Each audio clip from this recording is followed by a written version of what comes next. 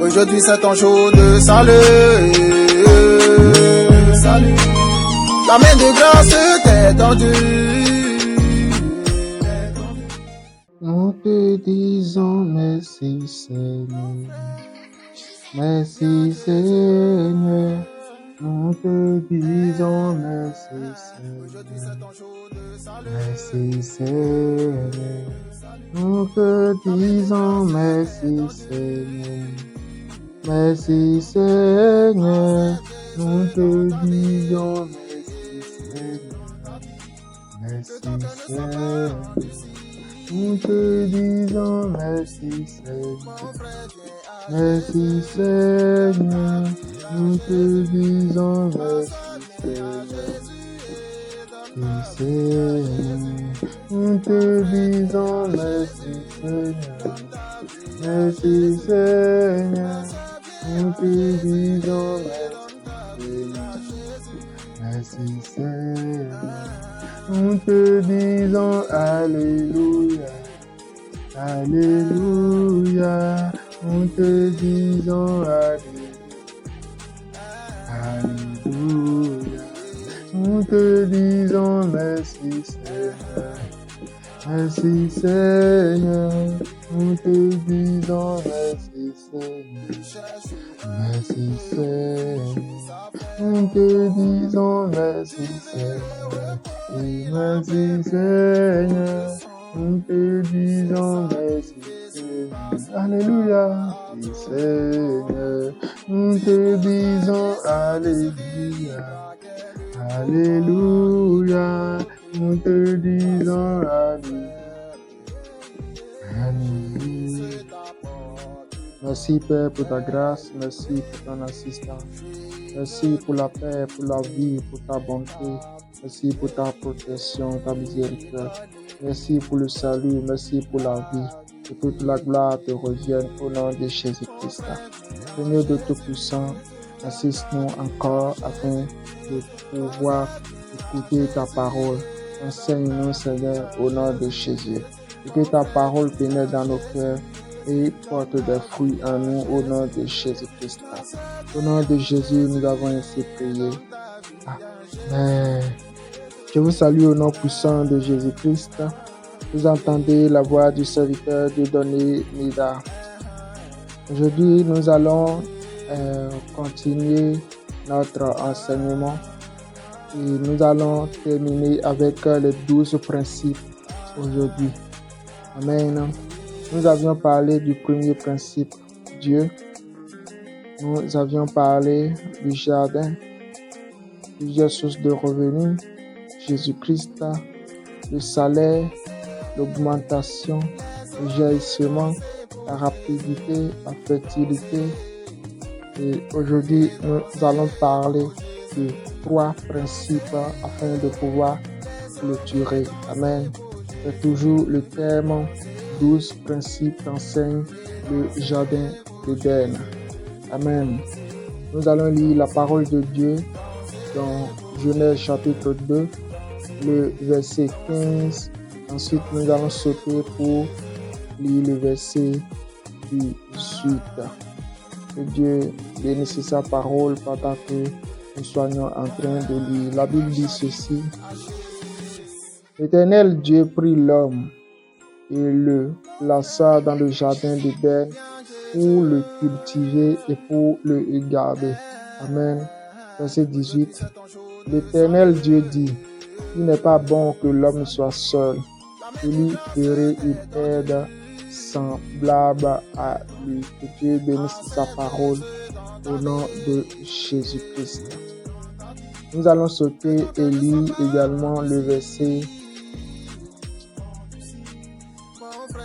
21, 22, 23 et 24.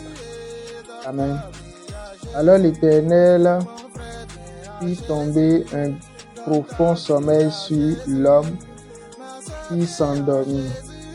Il prit une de ses côtes et renferma la chair à sa place. L'Éternel Dieu forma une femme de la côte qu'il avait prise de l'homme et il l'amena vers l'homme. Et l'homme dit, voici cette fois celle qui est os de mes os et chair de ma chair. On l'appellera femme parce qu'elle a été prise de l'homme. C'est pourquoi l'homme quittera son père et sa mère et s'attachera à sa femme et ils deviendront une seule chair. Que Dieu bénisse sa parole au nom de Jésus-Christ. Amen. Nous allons parler aujourd'hui de la culture. Nous lisons dans le verset 15 où Dieu prit l'homme et le plaça dans le jardin pour le cultiver. Dieu mit l'homme dans le jardin pour le cultiver, pas pour cultiver le jardin parce que l'homme n'a pratiquement rien à faire pour pouvoir cultiver le jardin. Le jardin est déjà fécond, le jardin est déjà productif. Tout est dans le jardin. Ce n'est pas Adam qui va cultiver le jardin, mais c'est Adam qui se cultivera dans le jardin. D'accord? Se cultiver en termes de connaissance. D'accord? Parce que Dieu avait créé beaucoup de choses dans le jardin. Et il faut que Adam prenne connaissance de l'utilité des choses qui sont créées plutôt dans le jardin par Dieu. Il faut que Adam sache ceci, ça fait quoi, cette plante est pourquoi, ceci est destiné pourquoi, ainsi de suite. Adam devait se cultiver dans le jardin. Le milieu dans lequel il se trouvait, il doit se cultiver dans ce milieu-là. Voilà encore un principe pour la richesse. Il faut que dans ton entreprise, dans tes activités, tu te cultives. Il faut que tu te cultives et que tu te mettes à jour par rapport à l'évolution, par rapport à l'évolution de la tendance dans ton domaine. Amen. Il faut que tu te cultives pour te mettre à jour. Adam connaissait le nom des arbres, mais ce n'est pas fini. Il y a une multitude d'arbres dans le jardin d'Éden. Il faut qu'au jour le jour, Adam se cultive en cherchant à connaître quelle est l'utilité de cet arbre, quel est le résultat que ça donne quand on le mange. Qu'est-ce que ça fait pour la santé? Qu'est-ce que ça fait? Parce que Adam déjà connaît au moins 2 arbres et connaît leurs utilités. Il sait que l'arbre de la vie donne seulement la vie et l'arbre de la connaissance du bien et du mal donne l'intelligence du bien et du mal. Mais quand on le mange, on meurt. Amen. Il faut que Adam se cultive pour connaître l'utilité de chaque arbre dans le jardin, l'utilité de chaque chose dans le jardin. Adam s'est cultivé à donner un nom aux animaux. Amen. Tu dois te cultiver dans ton domaine d'activité. Tu dois te cultiver dans ton entreprise. Et cette culture doit se faire au jour le jour. On parlera de la mise à jour.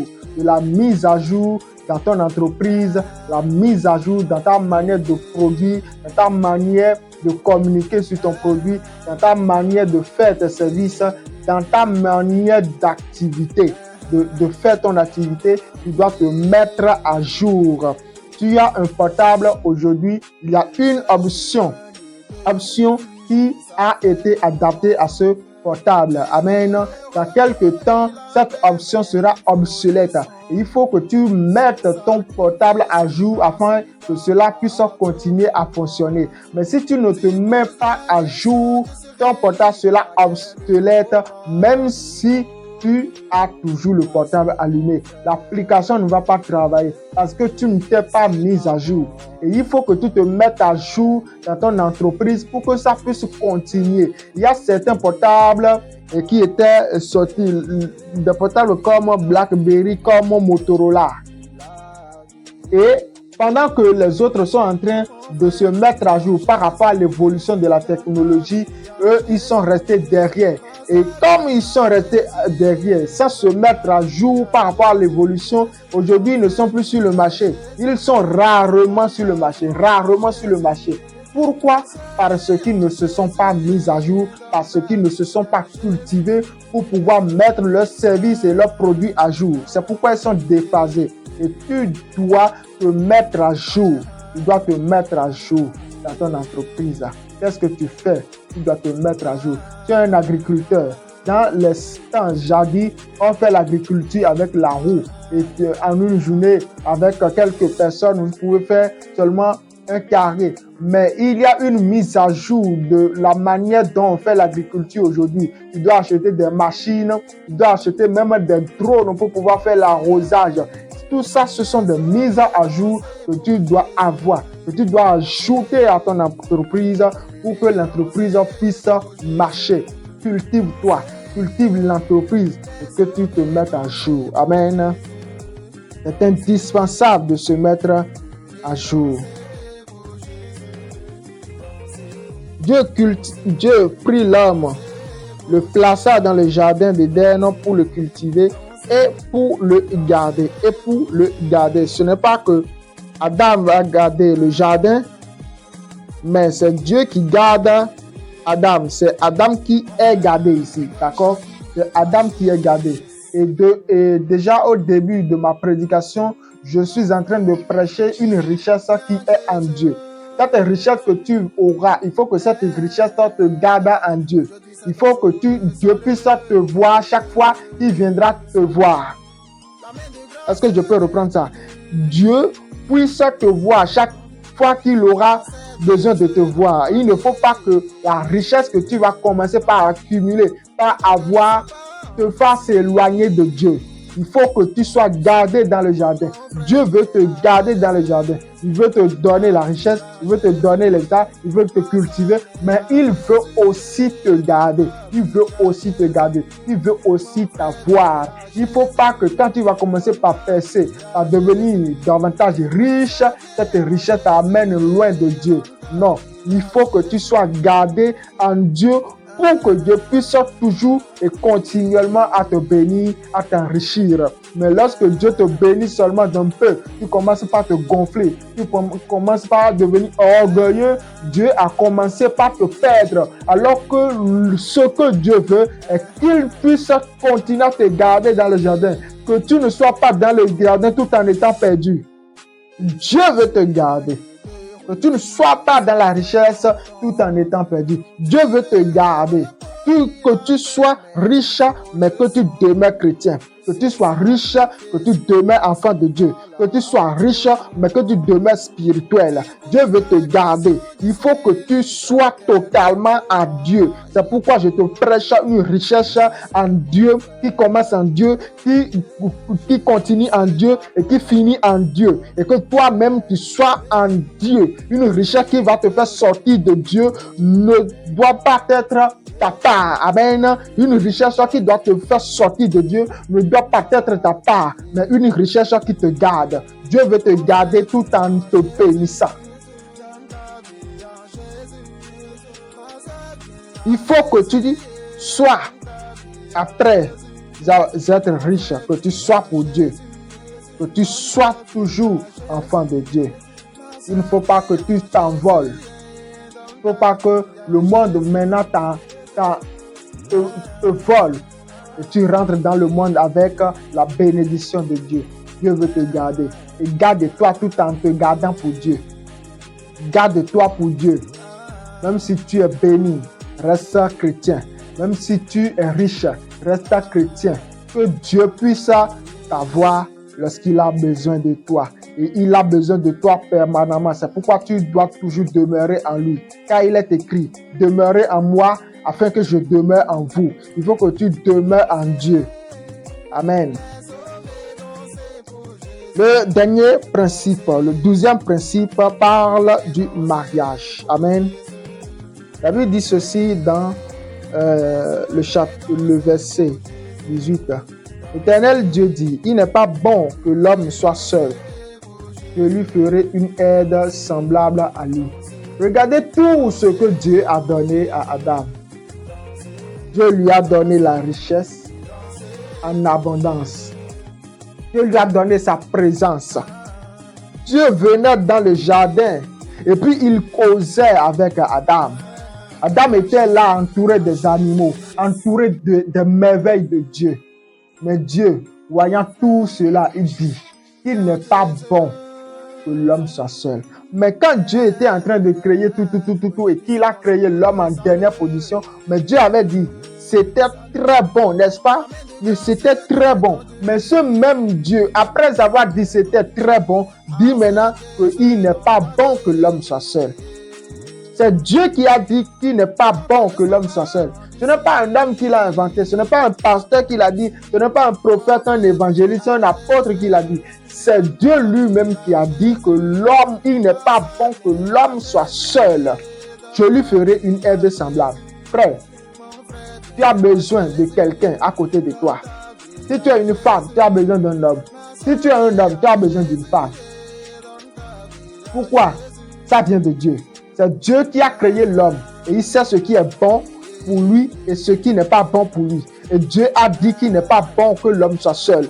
Donc Dieu a vu la nécessité d'un compagnon, la nécessité d'une compagnon aux côtés de l'homme. Il ne faudra pas que tu sois seul. Il faut qu'il y ait quelqu'un à côté de toi. Et qui sera quoi?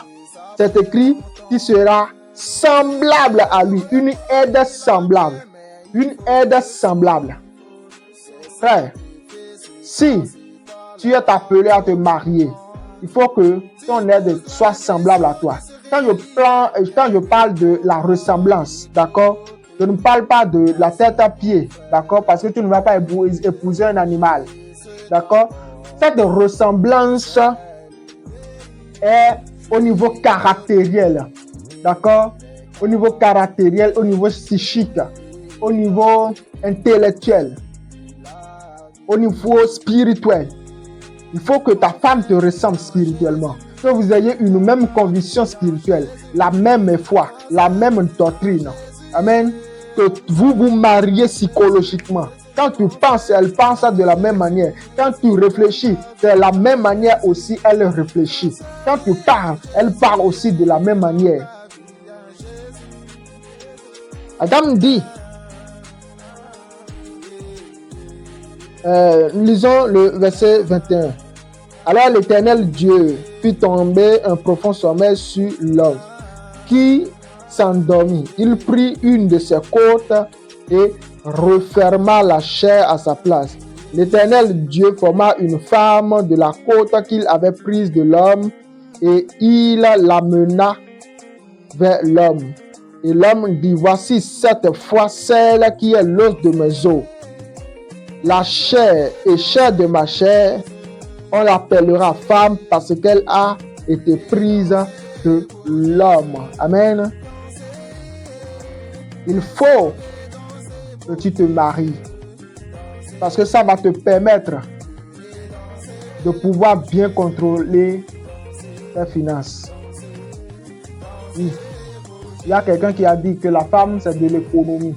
La femme c'est une dépense, mais la femme aussi c'est de l'économie. Parce que quand tu as une femme et tu es un homme sérieux, tu auras de l'économie. Ton argent ne va pas être dissipé dehors, mais ton argent sera canalisé à un bon endroit. Si tu es un homme sérieux, mais tout homme non sérieux dissipe ses biens. Tout homme non sérieux dissipe ses biens. Il faut que tu te maries. Il faut que tu te maries. Amen. Marie-toi. Le Seigneur sera avec toi. Je vais m'arrêter là pour pouvoir prier. Je vais faire une récapitulation de ce que nous avons eu à donner comme principe. Le premier, Dieu. Deuxièmement, le jardin. Troisièmement, plusieurs sources de revenus. Troisièmement, et quatrièmement plutôt, cinquième principe, le salaire qui doit être payé. La dîme qui doit être réservée à Dieu. Sixièmement, l'augmentation de tes produits et de tes services. Sixièmement, le débordement. Huitièmement, la rapidité. 9, la qualité. 10, la culture. 11, que tu te gardes en Dieu. Et 12, le mariage. Que le Seigneur vous bénisse. Si vous avez compris ces principes, vous êtes bénis. Mettez-les en pratique et soyez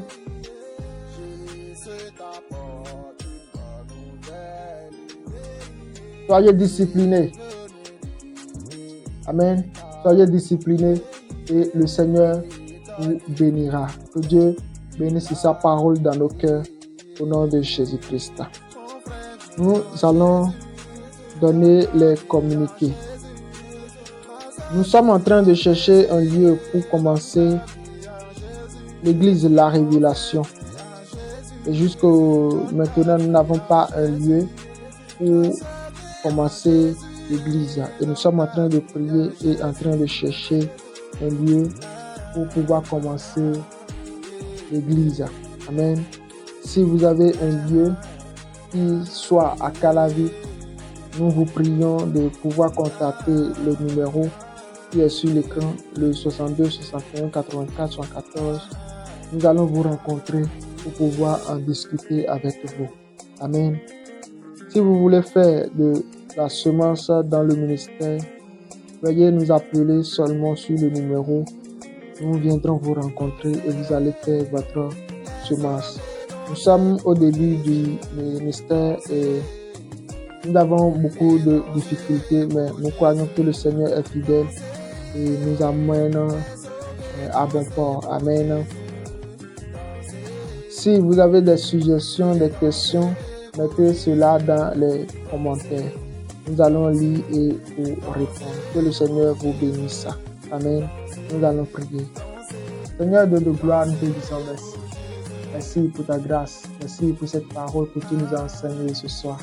Père, que nos cœurs puissent mettre en pratique ces paroles, ces principes au nom de Jésus-Christ. Que bénisse-nous au nom de Jésus-Christ. Bénis-nous au nom de Jésus-Christ. Rends-nous riches pour toi, pour la gloire de ton nom au nom de Jésus-Christ. Que nous soyons une source de bénédiction pour les hommes au nom de Jésus-Christ. Que nous soyons une source de bénédiction pour notre famille, pour nos amis, pour l'Église, pour l'humanité entière au nom de Jésus-Christ. Seigneur de Tout-Puissant, nous prions que tu puisses pouvoir un emplacement pour que nous puissions implanter l'Église au nom de Jésus-Christ. Seigneur de Tout-Puissant, nous te croyons. Nous croyons que tu l'as fait, que la gloire te revienne au nom de Jésus-Christ. Au nom de Jésus, nous avons ainsi prié. Amen. Amen. Que le Seigneur vous bénisse au nom de Jésus-Christ. Amen. Prête à Jésus, donne ta vie à Jésus, ma soeur viens à Jésus et donne ta vie à Jésus.